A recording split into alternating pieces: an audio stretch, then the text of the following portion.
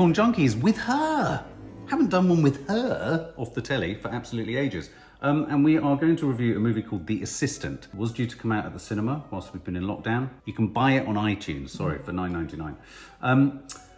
It stars Julia Garner, who's become one of our favourite actresses. She is in Ozark. She plays the, was she drug addicted at the beginning? Sort of. No, she just trailer trash. I don't use that in a horrible way because she's far more than that in the film. That's what they would describe. That's the prejudice you're brought into her with. But this also stars Matthew Mcfadden, who we are enormous fans of from Succession, the series, HBO series. He has a tiny part. He has a tiny part, but it's a very significant part. I thought it was very, very cleverly done. This is directed by Kitty Green, who I think is an Australian director. I think it's her first movie, but it was also produced and edited by her, which is intriguing because it's quite a director's film in a way.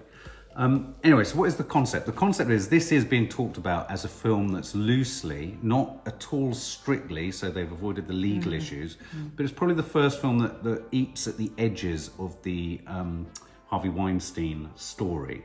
And the idea behind this film is that we sort of get a sense of this Harvey Weinstein figure who we never see. You hear him and you have a sense of him very cleverly throughout the film. But you have a sense of his goings on with women and his predatory nature all through and from the perspective of Julia Garner, the assistant in the office's perception of things, really working within the office. And it's quite a tall task, really, what they try to do with this film. They don't show you the monster. It's that classic thing almost with films like Jaws and horror films, that as soon as you show the monster, you lose the sort of drama. And in this film, you never see the Weinstein character or the Weinstein looky-likey or whoever it is. Not once when he comes into the office, Not when once. She's got the pizza in her mouth. You don't see, no, I think you only see the back, you only see the back of people's bodies walking in. And so this becomes quite a sort of curiously gentle but stressful film about being in the workspace and being part or one of the cogs of this monster's machinery, really. What did you think? How did you think as it got going and we got started? It's quite an austere film. It's quite an austere film. Okay, because where I ended up was different from where I started. It was extremely sad.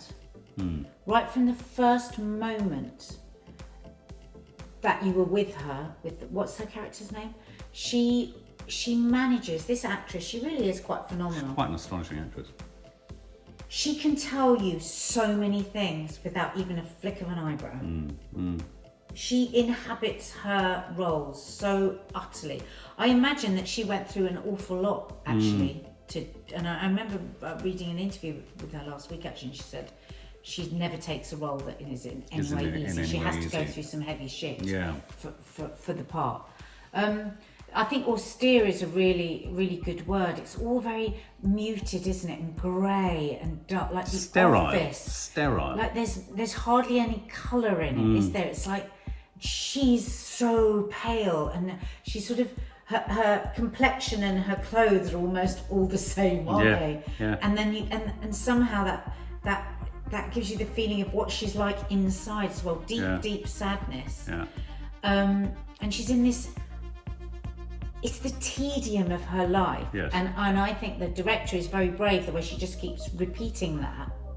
Through the day, because you're just with her for one day. Absolutely. You feel like you're with her for about 10 years. Well, and you also know that day is an emblematic day of her whole career. Yeah. You know that what she's doing in that day, she's doing every day. Every single day. And she does it extremely well. I agree. She does everything. And we were both saying, well, we'd employ her, wouldn't we? Oh, I mean, she's such a good assistant. I mean, you know, and she's sitting and working in a very claustrophobic space. That's what I was going to say. The actual office that she inhabits and the two other men in it are brilliant. I thought they're very clever. Because we don't see much from them, but what we get, it's like sushi storytelling. It really was. Economy of line. It's not for everybody, this film, at all. Most people, I think, will say, not enough. I think you would argue it's a bit slow. It's extremely slow. Although I wouldn't call it slow, I would call it meditative. When I think about would I tell anybody to watch this, it's quite funny because I think about Manchester by the Sea that we both absolutely loved. With Lucas and I was running around saying, have you seen Manchester by the Sea? And everyone was like, you kidding? It was so boring. I was really disappointed by how many people did find it so boring. But I loved that. I loved it. But I do think you're right. I think it's a film that demands demands of you to be patient and to sit with it. It's a very and short to feel film. very claustrophobic. Yeah, I felt very claustrophobic. but it's a very short film, which is quite something. And I did wonder. It's 83 minutes long, and that's almost shorter than a theatrical release, which is normally 90 minutes. And I had the tendency at times. This is my hypercritical sense of it. I did have a tendency at times to wonder whether they had a great idea that stretched to a longer than a short film. I thought it was a bit. And I think they tried to not pad it out. Pad it out's the wrong word, but I think there were sort of certain longueurs or certain shots of her moving between spaces that I would have myself, in an edit, would have cut down. But weren't we supposed to almost feel the irritation of the boredom of it all? I think it was a really brave film, because I think a lot of people will hate it. Yeah. But I do think that irritation, and I loved it, I did love it, that irritation that I had, I think she was putting us in the place. Yes. And it was quite, very Well, I'll tell you what I also director. liked about it. Let's not beat around the bush as well. The sort of Weinstein figure, it is a film production company. I thought it was really counterintuitive to make a film about the film business as well. Really? That was very unshowy and unfilmy. And what you had was, you have these scenes of young women, aspirant actresses, coming in with their CVs, their show reels, their photos. And you had, Julia Garner would be printing off countless. I thought there was an incredibly powerful shot. And again, what was so clever about this film was its conflation of administrative work with a sinister underbelly.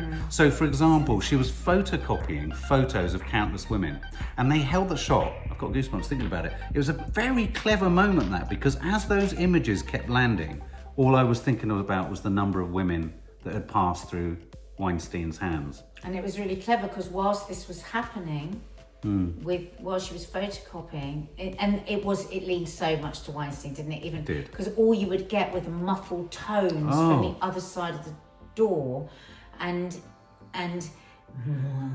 the hubbub, the noise, see the hubbub, and you see what we have to question of ourselves as viewers, and when I got a bit irritated is, we wanted to see something more wanted gratuitous. Clarity. Yeah, we wanted to see a flash of something. Is she going to walk in now and going to find him on top of her, or am I having to give him a blowjob or whatever?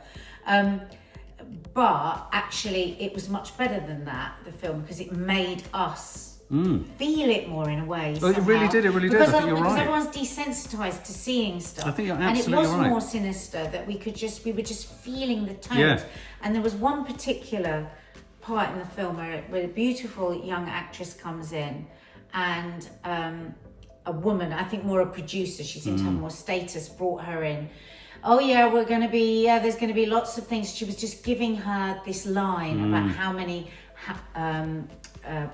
movies they were going to be making that year, and like grooming her as she took her in. And then as she came out, and she said to Julia Garner character, when she said, "Who's that?" And she goes, "A waste of my time." I know. And it was so chilling. So and it was chilling. A woman that took her in there.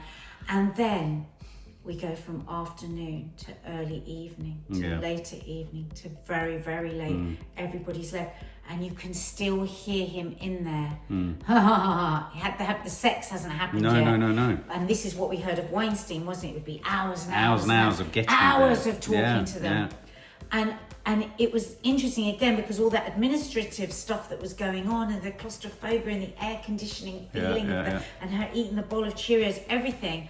I just felt exhausted, because I've been in those similar kinds of situations where you've got a boring, powerful man talking on and on that you've got to kind of listen to. And actually, for me, it was more gratuitous than if I'd seen a full-on sex scene. I agree. And we saw nothing. This is all through the door. Yeah, I agree. It was not just through the door. I think something that, I don't know if any of the reviewers have picked up on, I thought the sound design in this film was incredibly clever. You loved that from the first frame. No, I did. And there was a height, you could argue it was just louder than normal, but it was more sophisticated than that. They were highlighting the everyday sounds of an office, the everyday sounds of what she was doing. I think they would get an Oscar this time. Yeah, there was a moment where she makes, I don't even remember, she made a smoothie or something, and the sound of that was held in such a discomforting way that all of the sounds in the office and the discomfort that came from them, I thought was a beautifully poetic way of sort of expressing her inner sort of jangliness and sort of feeling. But then also on the sound design front,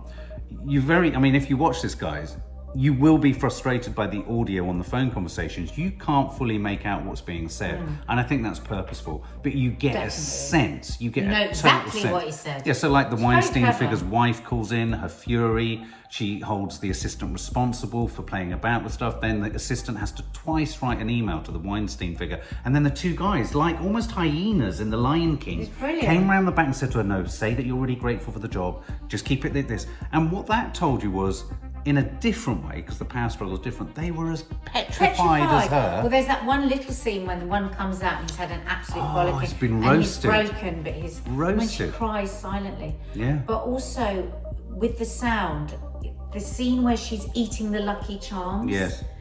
Because everything is about this monster of a man. Everybody's health. They're eating at their desk. You know, they're working late into the night. She's finally had a bit of breakfast and she's having her Lucky Charms, but then she hears producers coming in, and just the clanking of the spoon on her teeth was really loud as she just tries to get 2 more mouthfuls as it goes into the sink. I just thought it was all genius. It was like abstract art where one person can stand there and think it's one thing and another person thinks. So I think it was, she's a bit of an artist, this director. And also I think it really reminded me, in our business, there are so many supportive parts and roles that can so easily and quickly be ignored, you know, within the production process. And I thought her invisibility was heartbreaking. Yes, and absolutely. Her full knowledge was staggering. When she goes into the lift and somebody comes in and she's lonely. And she's away from her parents and she's in this big Missed city, her dad's birthday. and everybody thinks she's got the best job in the world because she's working in the movie business, and the movie business is just as shit as every other business. It's a real finger up to the movie business, I tell you. But it's just like every other business. It's like everything in life, the hierarchy.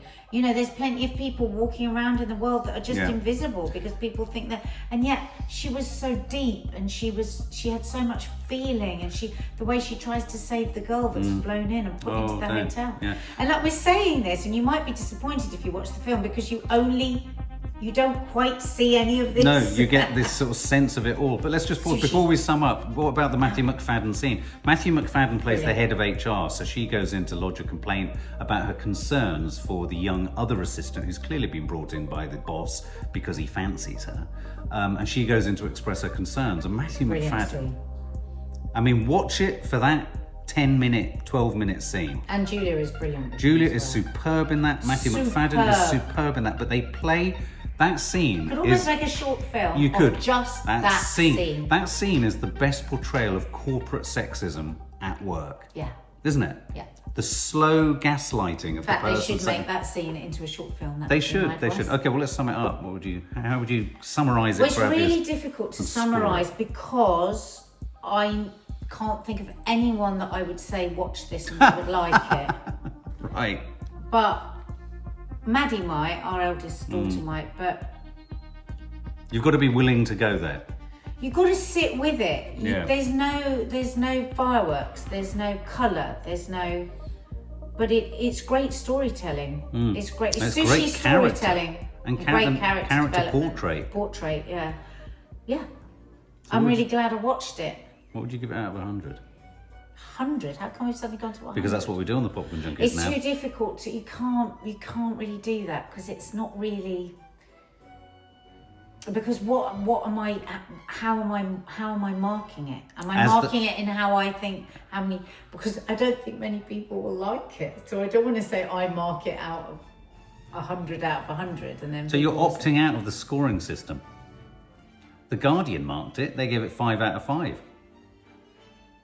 I suppose it's just very difficult because it wasn't what I thought I was going to get. Right. So I thought it was going to be much more Hollywood. The assistant, I was going to see the thing. I was going to see all the girls. It's going to be a bit more glitzy. But it's very, very arty. It's very austere. Very, very austere, sinister, unsettling, demanding watch. Yeah.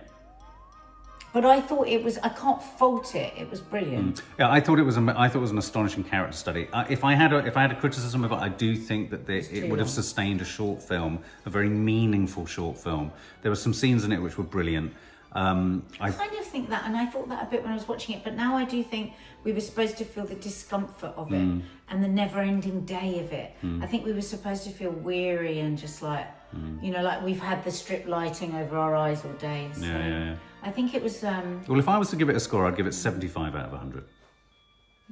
I'm not going to score it. Fair enough, she's not going to score it. There you go. We bring her to the Popcorn Junkies and she breaks the rules. You're always such a rebel. You don't like being told what to do. I'm a rebel. For more film and family fun, don't forget to click the subscribe button and make sure to click the bell to never miss an update.